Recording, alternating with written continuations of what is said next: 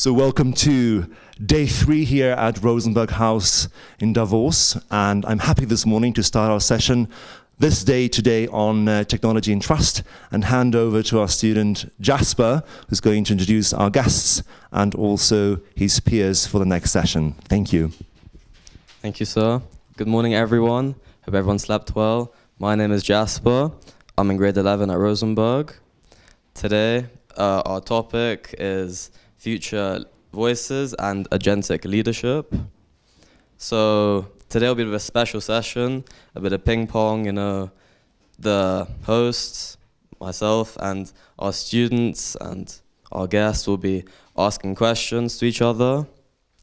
So without further ado, for our special guest, Gauthier Cloix, if you could please come up, CEO of H Company. Please take a seat over there.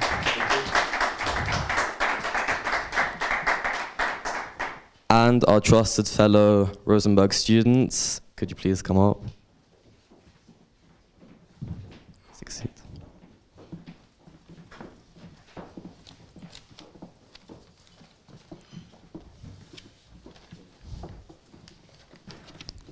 Hope everyone enjoys.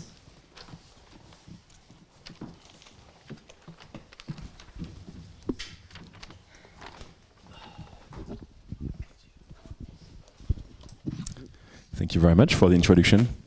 Thank you for attending the Rosenberg House for hosting us, Marine and Chloe for organizing. I'm very happy to be here today because my daily life is speaking to people with gray hair, I do have some as well, but I think what we are living is just not a new technology or a new tool that we need to learn. It's really a change in paradigm for my generation, your generation, and so I'd be very curious to have that discussion with you, and of course, ask me any questions that you might have. But I'd like to have a very open discussion, and maybe to start with, just to give you a quick intro. H Company, we are building what we are calling the third generation of AI. So the first generation were LLM AI that answer questions. The second generation agents, so AI that does things, and then we are building the third generation where you don't need to connect these LLMs to internal tools because they understand it directly, so it's just much faster. So that's what we are doing. We are 100 people between Paris, London, and New York, and we were today in the delegation of the president of France to meet a lot of people at Davos.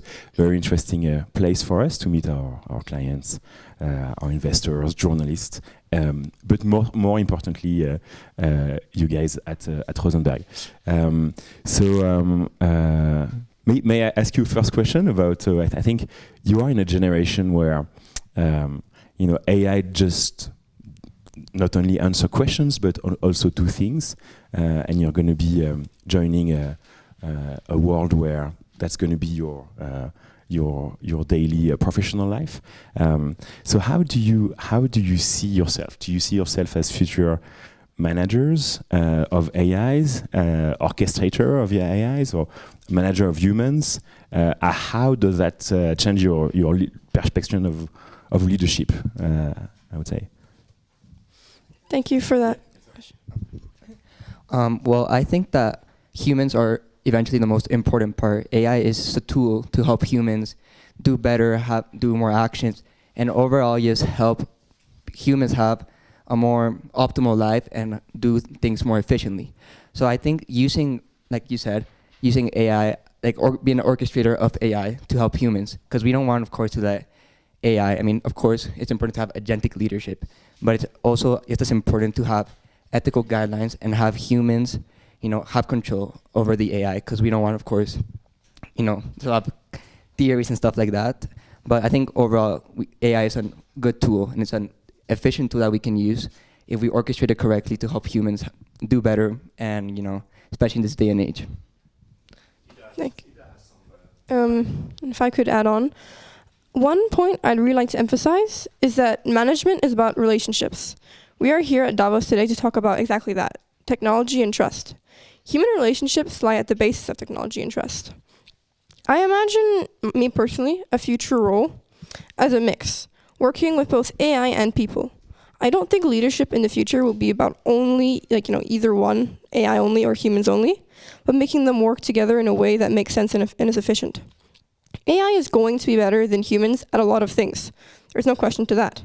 AI is already better than humans in some areas. AI can take over complex, repetitive, or technical tasks, which is really powerful and changes how we run things. But I still think people will be essential. AI can only replicate and remix past patterns and information that has been fed. It doesn't have that spontaneous creativity that people have. It doesn't understand context, nuance, or what's fair in life situations. And even if AI gets so advanced that it can do things like that, that new super intelligent AI will have to be built by humans. We have to be the ones choosing what it learns, how it behaves, and where it fits in the world. No matter how advanced it becomes, it won't replace the role of real human relationships. Those relationships are where trust is built, values are decided and passed on, and where leadership has real tangible meaning. That's something I believe cannot be automated. That's all from me. Thank you so much, and I'll pass the mic to the next person. Thank you. Hi, so I would like to answer an aspect of your question. Mm-hmm. So I think us teenagers, I think humans in general are very lazy, if I can say that. I think we always create this new technology to make our lives easier, like the phone and elevators, so we wouldn't have to use the stairs. But now we have AI, and it can kind of think for us. And this kind of scares me because it's very nice, in principle, but I think us humans, we need something to strive for. We need to come together, we need to think, such as being here at Davos today. And I think it is kind of our generation's responsibility to kind of reshape this purpose for humans, so that we don't all just become lazy and don't really know what to do with our lives. Because I also think boredom can cause some sort of dangers, politically or socially. So I think we really need to think about how to fill this purpose but yeah, I can let someone else. Thank you. Perhaps a question for our CEO. Maybe just before the question, what you just told me about laziness reminds me of a story I lived during Christmas. I spent 2 weeks with my grandfather in his house, and we had Christmas with the family, but I stayed a bit longer, just him and I was working from home. So I was in the living room, and I was working, and he was sitting in another part of the living room, and I thought he was reading the newspaper, but actually he was also listening to what I was doing. And at the end of the day, he came and he said, "Okay, but I thought you were working today. And the only thing you did was laughing with people and talking with people." And he was making wine. So for him, working was really going into the field and collecting things. And so I think laziness already feels he felt I was not doing any work. He felt I was lazy all day. So I feel it's a continuous process. But yeah, you had a question. Sorry. Yeah. So we hear about the agentic enterprise as a 2026 goal, but many large companies are still struggling with basic digitalization. In your view, what's the uncomfortable truth about how fast this disruption will actually hit the job market we're entering? Yeah, it's a great question. I think so. It's interesting because on the one side, traditional organizations are very slow to adopt AI, and I would say adoption is not really what's needed. Adoption is just you try a new tool. You have a car in your garden, but does that mean you really use it for something? So it's really turning it into ROI, into results, not necessarily financial ROI. It can be improving lives, but turning it into something. And so, and on the other side, if you listen to YouTube videos and journalists, the hype is huge. So there is a big disconnect between what's happening and the hype of AI, right? And I think it's going faster than traditional companies are, adopting it. So uncomfortable truth, I would say some companies are going to just disappear, and big companies today, just because they use AI, maybe they think they adopt AI because they invested 100 million into AI, but it's not really what's important. What's important is what do you do with it? Did you invest all that money to get something, to solve problems, or if you are a financial organization, to make more money. Anyway, so I think that's the uncomfortable truth for organizations.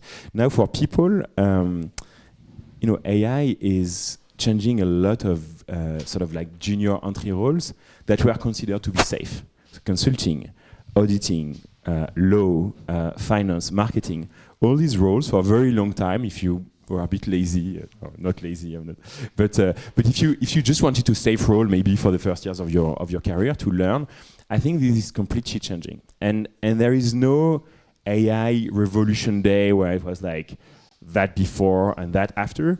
So it's changing progressively, and progressive change is always hard to measure, because you're going to talk to someone as a junior consultant is going to say, oh, actually AI is not really changing so much. I'm doing my PowerPoints with ChatGPT, but apart from that, it's like day-to-day.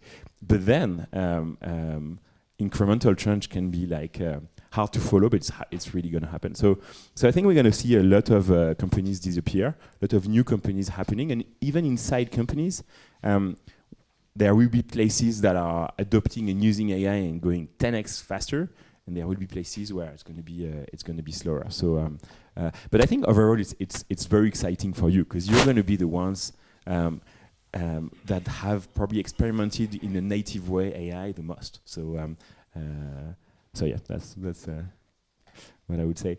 And maybe a question for you. We were talking about traditional organizations. What we see is they also have a lot of fear for AI, right? They have they put a lot of boundaries. They don't really know how to experiment it. So when you think about your future career, do you and how you use AI today, do you see issues with your values? What would be your limits? What would be the things that you would hand over to an AI? What would be the things that you would always consider key to be used by humans? Do you have an opinion on that? Yeah. So, as a student in the digital generation, I would say my boundary is accountability. I think I would be comfortable delegating tasks that are reversible and gives opportunities, such as research and organizations. But when it comes to making decisions and ethical decisions, I would say that I wouldn't give all my trust to AI, just because I think we are in charge of ethically guiding AI, so far at least. And so I think in the sense that I want to be responsible for my own decisions, and I think I can use AI to help me form my viewpoints and help me become more fulfilled as a person and know what I want. Then at the end of the day, I want to be able to blame myself for the decisions I make, and not AI. Does anyone else have any? You also mentioned earlier that a lot of people are scared of AI because of how fast it's moving. And I think I can actually relate to that a bit, because sometimes I feel like everyone is so caught up with how fast AI is moving that we forget we have to make AI accountable. And so I think one thing we really have to focus on is slowing it down and actually having talks like, hey, do we think this is okay for AI? Should AI be doing this? Instead of just having this hype where everyone's just trying to make the best, fastest AI possible. Thank you. Yeah, very interesting. So I hear that you're already aware, which is really reassuring of that accountability and that step back. Because I think AI is an incredible tool. We can do a lot of things with it, but we need to be in control of it. Yeah. Perhaps the next question for the CEO, please. I have a question I'd like Yes. to ask. So how is each company ensuring that the shift to agents actually solve the big problems we care about? For example, like global healthcare or climate change, rather than just optimizing corporate bottom lines or mundane tasks? Yeah, so that's a key question. I think you can see AI as a tool, as a new tool. It's a cool technological tool. Let's add it to all the existing tools. So we'll have Excel, PowerPoint, now AI, now other tools. I think it'd be a big mistake, because the way I see AI is a way to solve problems. And obviously AI is not going to solve all the problems. Like if we emit fossil fuels in the atmosphere, AI is not gonna change that from one day to another. But if you look at the big problems and also the smaller problems, a lot of them are coordination problems. So, for instance, in healthcare, we work with hospitals in India, and reducing the way we approach it is we always deploy agents when there is a KPI, but a real world KPI. Not like how many people are using it or are they efficient, but more like, can we divide by 2 or by 3 the waiting time in emergency rooms? That's one KPI, for instance. And doing that, ensuring that you always measure the impact of AI is the best way to make sure that you are using it in a way that is not just like fun or, because it's, I mean, we are all lazy, so I see a lot of places where, it's maybe reducing by 10% what you have to do during a given day. So for you, it's not going to change a lot. For the company, it's not going to change a lot as well, because these 10% are going to go to the coffee machine. They are not going to go to you doing more things in general from what we see. So I think the very important part is like being very focused and intentional on where you are using AI. And it's interesting to see. So I was mentioning an example in healthcare. Sometimes the KPIs are financial, because we are still a company. We need to be sustainable. We need to help our customers to get more clients, to spend less in procurement, buying things, etc. But the KPIs have to be a real world impact. Climate is a little bit more remote, but what we start to see is climate is also a problem that includes a lot of coordination and execution. So if you spread your consumption of electricity and you use it only when the nuclear power station is delivering additional current during the night, for instance, while you're going to avoid charging your electric car during the day when it's fossil fuels. So, but you're not going to be always like putting an alarm and checking and blah, blah, blah. So you need agents doing that work. Same for companies. If you do predictive maintenance, you're going to use less parts, so less fossil fuels. And if you, I think we're going to talk about it a bit later today, but if you relocalize industry, because labor cost was the main driver for delocalization. If you reindustrialize, you have less transportation cost, and you can do it because agents and also robots are able to offset these increased labor costs. So, so I think that's a very important and a key thing that we are. If we don't have the KPI for an agent, we don't deploy it. Full stop. Thank you so much. That was an amazing answer. Does anyone else have any questions? So I have a question about skills. Yeah. If an agent can code, write, and strategize, what is one skill that we should double down at Rosenberg to ensure that we aren't just users of your technology, but the ones that actually shape its impact in the future? Yeah, it's a very important question. So I think a lot of skills are becoming a bit less important, and a lot of skills are becoming a bit more important, or very much more important. So if we start with not really a skill, but an habit, like experimenting, practicing AI, like you practice tennis or foreign language, is very important. Like going to trying it, and it's changing every month. Like, oh, can it do it? Can it do that? So that's a good way to get used to it, right? But then AI is just following the rules, following the documents, following the data that it was collecting to be trained. And I think I would say creativity. If I wasn't filmed, I would say breaking the rules. But breaking the rules is important, and maybe a good way to say it is creativity, because AI is not going to do it. So that's one thing. Agency, I think, is going to be one of the most important skills in the AI era. So agency is the ability to decide for yourself what you're going to do. It includes a critical sense of, being critical about what you see from AI. But for instance, to give you an example, in my company, we don't have job titles. We don't no longer have like job descriptions, because we know it's going to change all the time. One of the main things, main skill that we are evaluating when we hire is agency. Are you able to do something that we could say also like a sense of entrepreneurship, or taking into your own hands an objective and finding ways to achieve it. So I think these skills are very important. Hard skills are still important too. I think but some of them are becoming a bit less important. Like coding, it's important to understand how it works, but the same way when calculators arrived, like it wasn't super important anymore to be able to be very fast at multiplicating numbers. Spelling maybe is still important, but I think it's becoming a bit less important. Still work on your French, English, and etc. But we can focus on everything, and I would say that also. And you mentioned, I think one of or you two actually mentioned it, like leadership, working with humans, speaking to humans, being able to work in a team is super important, because at the end of the day, today when we look at what's happening in companies, 70% of the time, roughly, people are spending their time in front of a computer. And often in a frustrating way. So like they are clicking one tool, copying and pasting to another, etc. AI is going to replace that. So we're going to have humans spending much more time in front of other humans. And so being able to be very good at that skill, I think is going to be very key for you. Thank you. Could I add something to that? I agree with what you said about creativity. Is this on? Yeah. So, for example, like art, I think, and human-centered things that are authentic, I think are, as you said, are going to be really valuable.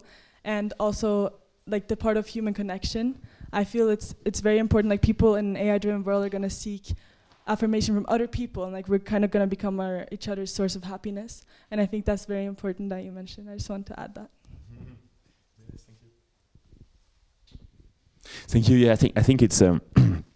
And we were talking about the big topics here, but you mentioned happiness, and I think it's always a bit naive to say, AI is going to make people happier, because we are not sure about it.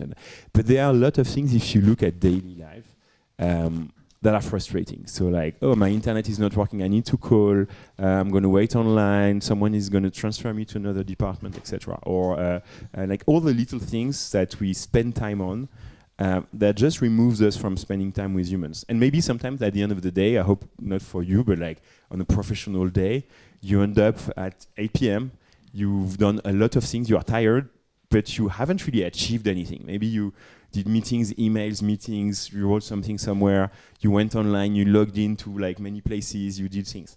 And I think that frustration is not great for families, spending time with your family, with your friends, for creativity, for art. And I think AI used in a good way to remove all that clutter. We see it where nurses are spending 70% of their time in emergency room in front of a computer and not in front of patients. So like it's critical for saving lives, but also for becoming happier. Like AI should be the agents that are removing the things that are not really made for humans, so that we can spend more time together and reconnect together. And I think that's the positive maybe note I would like to end with. Yeah, I agree. I think that that in the field such as medicine, for example, like just being a nurse and being there for someone instead of like showing them that empathy is going to be really, really critical. And I would also like to add, if we still have more time, about the fact that AI can be really useful in the future as security, like a method used by the government. But then I'm curious to think, do you think it would be the government could potentially use AI to create like this digital profile to maybe reduce violence, but then should security be traded for privacy? That's my question. Yeah, it's a very good question. And before H, I was working in a company that was very involved in that. So I've been thinking about it a lot. I think, like any tool, you could use paper and create profiles for people. So is paper a bad thing for privacy? Obviously, computers, data, AI can make that work at scale. But we have example of like World War II, where there was no technology, and yet we had a lot of profiling, a lot of very bad things that happened. So I think what controls these tools in our Western world? It's our democratic system, and if some countries decided that insurance company could never have access to health data to price an insurance or to decide a loan or etc. So that's a societal decision. If you decide something else, AI can do it as well. The same way, you know, I don't know, a car, like you can drive it to extinguish a fire or save people, or you can drive it to kill people. So I think it's really key, but with AI it's a bit more complex, and I think you have a point where if we are not as citizens, and we live in democracies, so we have a strong impact on what can be decided. If we don't take these issues into our hands, the same way our ancestors took, you know, freedom into their hands, and my country killed the kings, in your countries did some other things. But if we don't take these matters into our hands, yes, there is a risk for sure.